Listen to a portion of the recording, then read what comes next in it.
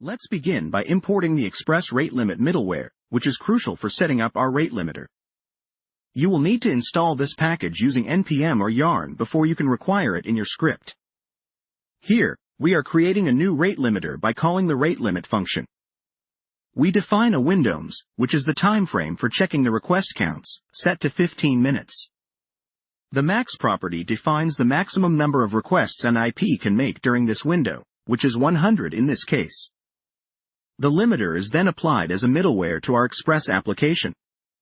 This means that every incoming request to the server will be checked against the rate limit we've just defined. Now we transition into setting up an Express server. We start by requiring the Express module and creating an instance of it by calling the Express function.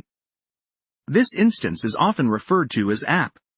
We define a constant for the port number on which our server will listen. Here it's set to 3000, which is a common default for local development. We then attach the previously defined rate limiter to our app instance. By placing this line before our root definitions, we ensure that the rate limiter is executed before any root handler. This is where you would typically define your routes. Following the root definitions, we have the app listen on the specified port and print a message to the console once the server is running. Remember, it's crucial that the app listen line comes after your routes have been defined, so your server can correctly handle requests.